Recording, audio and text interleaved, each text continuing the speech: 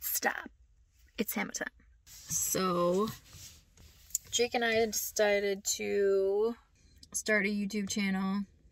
And we didn't really know what to talk about. I wanted him to get a little comfortable on camera, a little more. And so I started asking him questions about fishing. And it turned into like a 35-minute video. So here's what he can tell you about if you're a newbie ready to fish.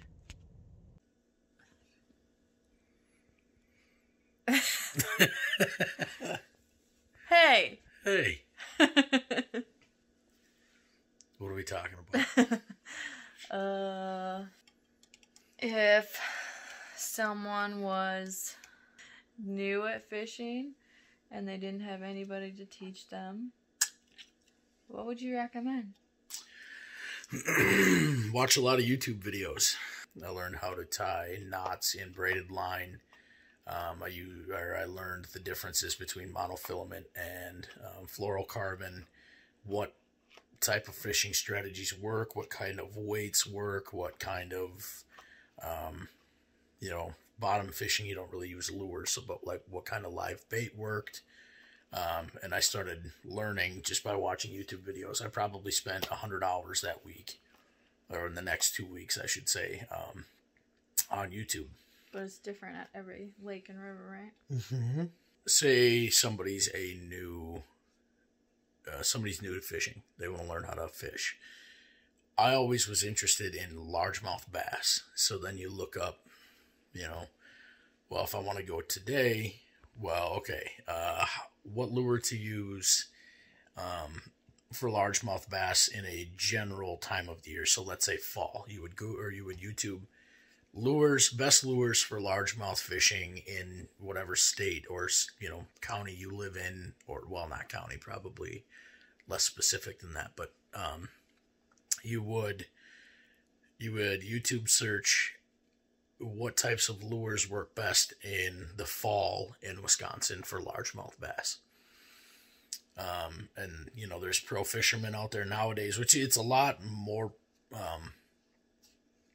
talked about in YouTube. It has helped, and professional fishermen nowadays don't really, they have their trades and secrets, but they'd like more people to get into the craft and the hobby of fishing.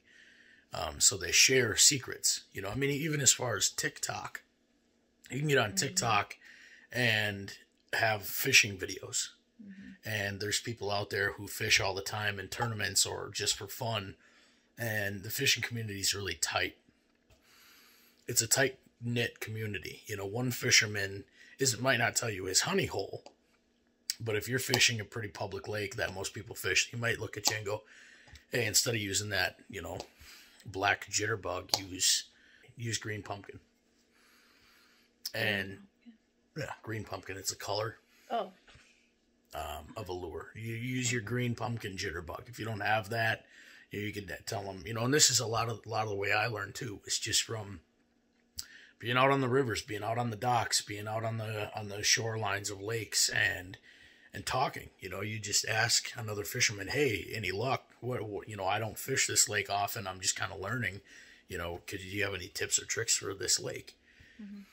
And like I said, they probably won't point you to their honey hole where they do most of their productive fishing, but they will. A lot of fishermen will help young guys out, especially young kids, young teenagers, young adults, these 50, 60-year-old men who have kind of got their shit together when it comes to the sport. Mm-hmm. They want to see other people enjoy fishing as much as they do. So they're, keen to help. But yeah, if you want to, like ice fishing tips for the Midwest. There you go. Ice fishing tips for perch. And you gotta know the safety of like how thick the ice is. Yeah, I don't. I'm a big dude, so 6 or more just for me.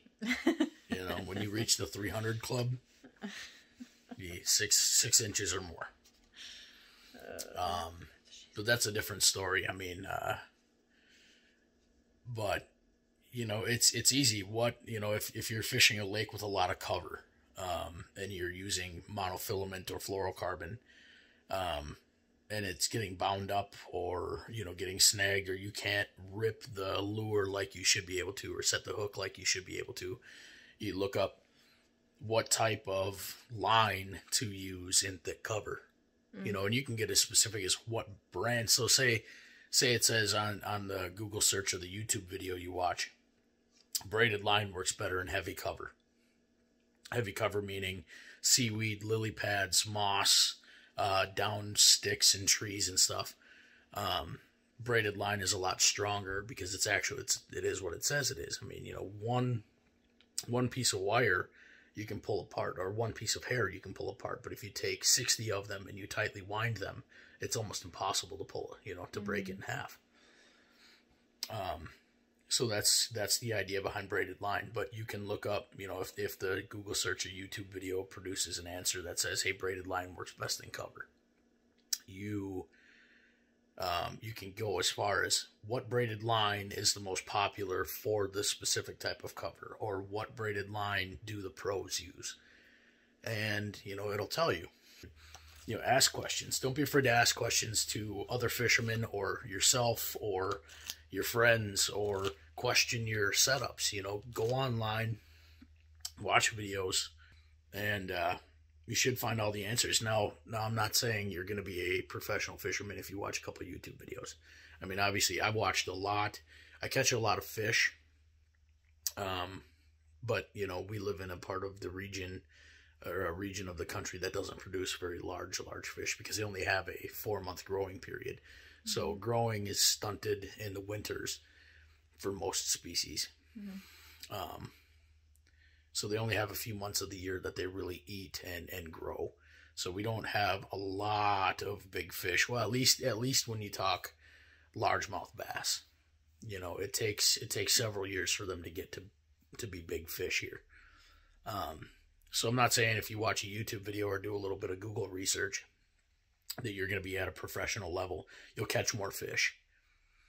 And in my book, as long as you're catching fish, it doesn't matter the size. I'm fine with pulling out a sunfish. You know, if it hits the lure and you feel that thump on the end and that line tugs, it's satisfying just feeling that and knowing that there's something, because you can think, yeah, sunfish are easy, but you obviously did something right. You know, you put the right bait on, you use the right setup, you were in the right spot at the right time. Because I've gone fishing for panfish plenty of times and not caught anything, because I was in a part of a lake that didn't really have the habitat needed, or there were predators around, or if you're into fishing, you will, or you want to get into fishing, go down the rabbit hole. If you know nothing about fishing, I would suggest going down the rabbit hole. Open a video, click on the next video. When that video is done, click on the next video. If you see a fish or a guy fishing, watch it. Spend a couple hours. I know, you know, parents and people say, oh, it's, you know, a waste of time, be more productive. Like, I have friends like that, that think it's not productive. But knowledge is power. And the more you know, the better your chances of catching fish are. You know, you learn their feeding habits, learn, you know, times of the year where they bite, learn, like, the habitats, the cover situations, the food that they eat, and you know, what type of weather changes, you know, because we have a running joke in my friend group that, oh, I'm not catching anything, it must be the barometric pressure. You know, the barometric pressure is off, I'm not catching fish. But realistically, it does affect them. You know, when it's storming outside and there's a lot of pressure built in the air and you can feel it kind of looming, or it's humid, you go outside and it feels heavy. You know, they can tell. Barometric pressure, they tell the same way we can. You know, and they have eyes. They look up and it's cloudy and crappy and it's lightning. They probably aren't going to be biting. But, like, I've had a lot of luck where people won't go out in a boat, obviously, because everything gets wet when it's raining. That's the nice part about having a kayak, is you go out in the kayak, you put on some rain gear. I have caught so many fish in the rain. There was one instance I went out by myself a couple years ago, and it was a steady rain. No lightning, no thunder. It wasn't downpouring, but it wasn't a drizzle. It was a steady rain. I put on my frog togs, and I went out in my kayak, and I caught 42 largemouth bass in 3 hours. 42. Now, what? The biggest one I caught was 14 inches, maybe 2.5 pounds. That was the biggest one. But nonetheless, 42 fish. That's a lot. It's a lot of fish, you know, and... I couldn't even catch more than 7 northern the actual lake where they all are. Yeah, and that has, you know, a lot of that has to do with I've read a lot and studied a lot more and like done a lot more research on fishing than you have. I catch more fish because I know what I'm doing. Well, you know what you're doing too. You know, open the reel. As long as you got that lure in the water, you should catch a fish, right? Mm-hmm. That's not always it. The more chances the more the lures in the water, the more casts made, and the more time with that lure in the water, the more chance there is of catching fish. But you still have to use the right lure. You have to have the right presentation, and you have to know the habitats. I know that lake like the back of my hand. So the biggest thing I can say for fishing, and this goes for duck hunting too, if what you're doing isn't working, don't be afraid to change it up. You know, if you're out there with, you know, and you're got a Texas rig, you know, wacky worm or whatever, and you're not catching fish, you know, like we were using rattle traps. Mm-hmm. Well, you had on a mini perch rattle trap, a realistic looking rattle trap. Yeah, it's still a rattle trap. That's what we catch them on. But the presentation was off.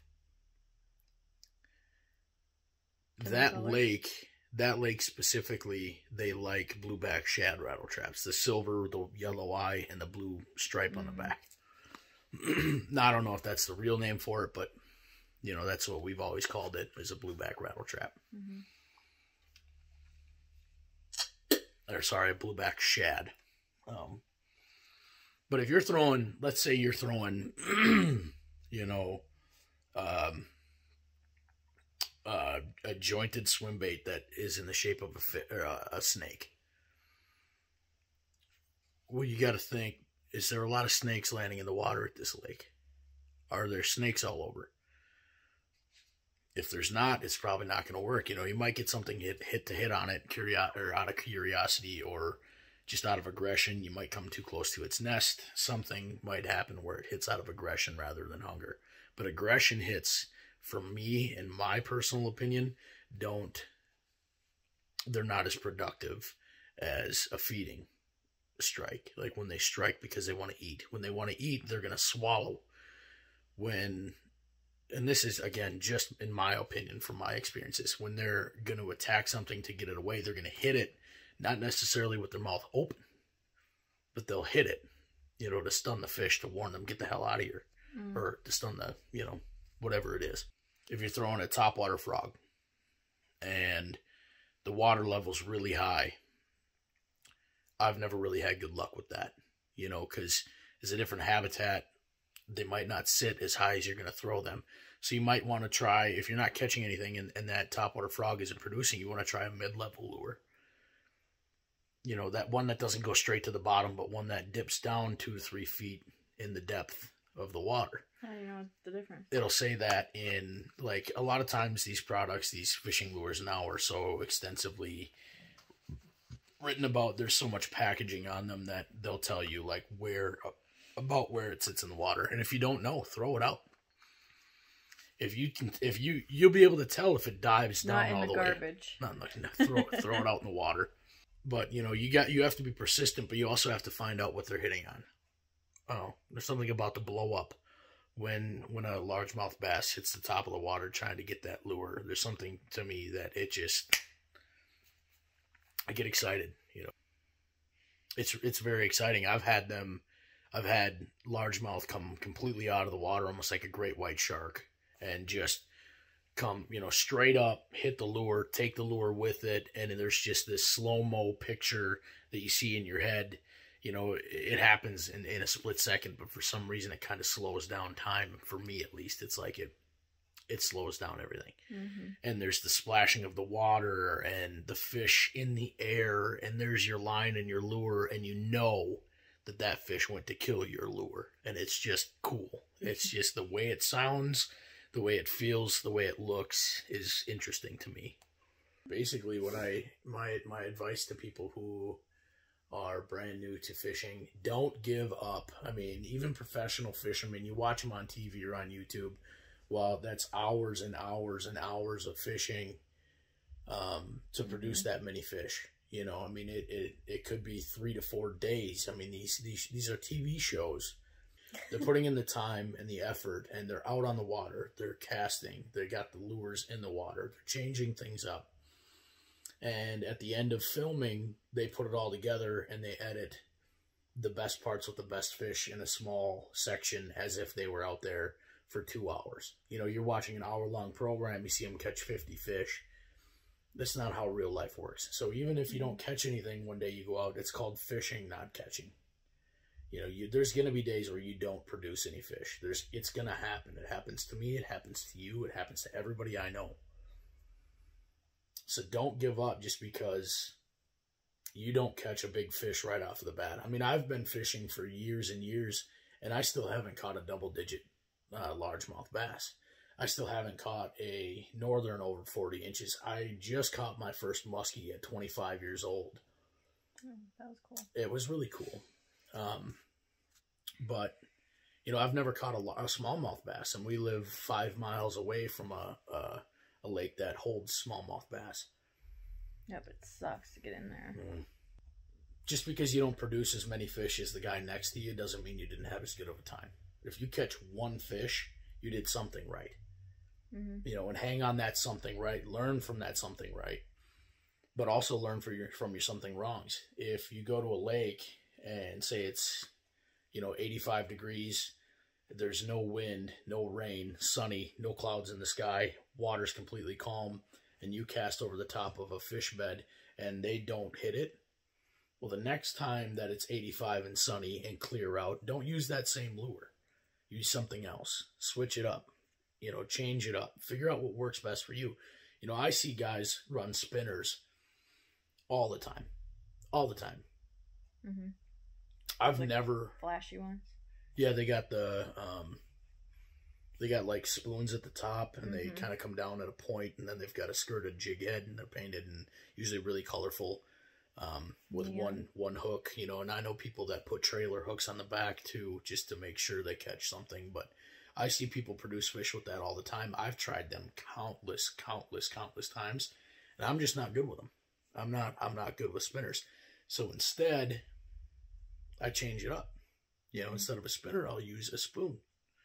Or instead of a spoon, I'll throw a weedless worm. If I don't want to use a weedless worm, I'll use a jointed swim bait.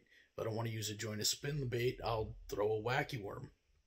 You know, if it's not working, change it up. I mean, when we went fishing on the boat this summer, how many lures did I have out on the boat, on the edges of the boat? Many. I had about 30 lures laying out so that I could have opportunity.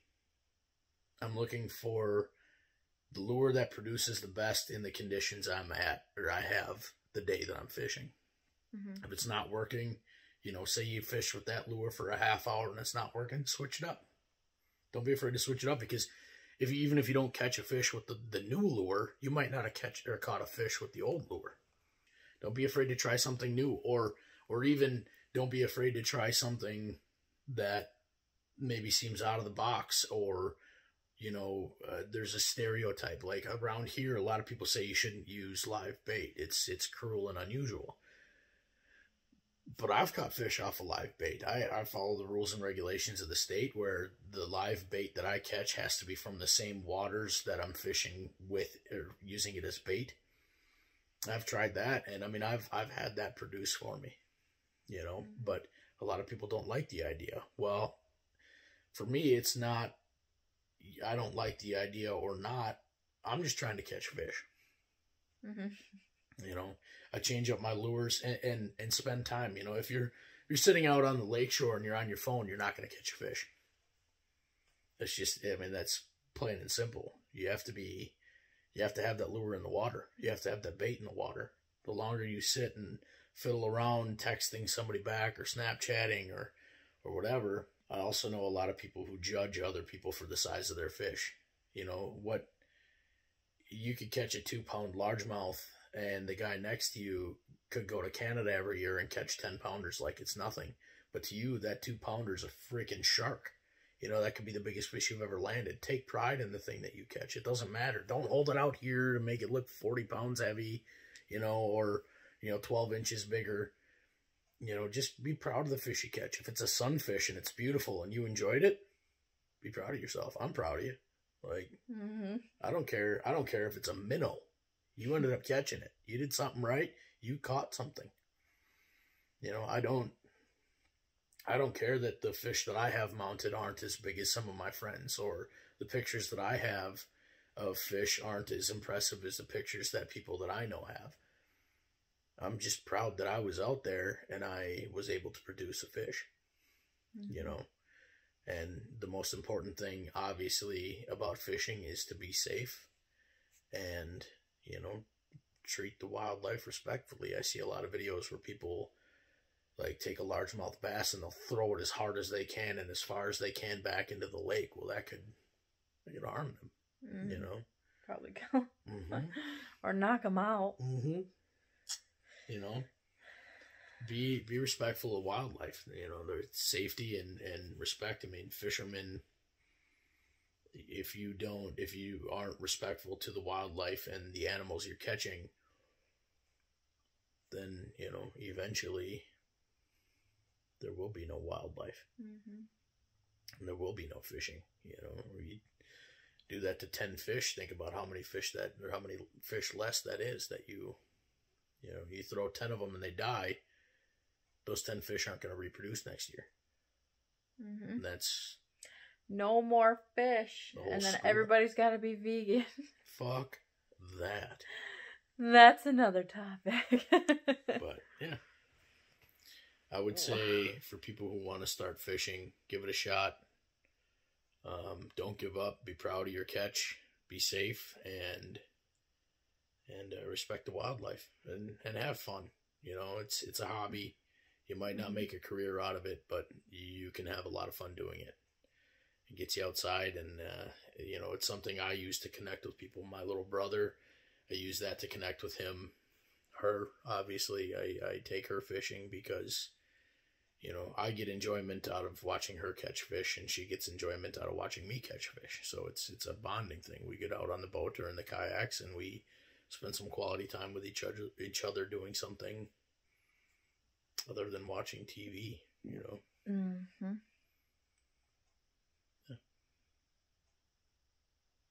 It's gonna go good, huh? Yeah.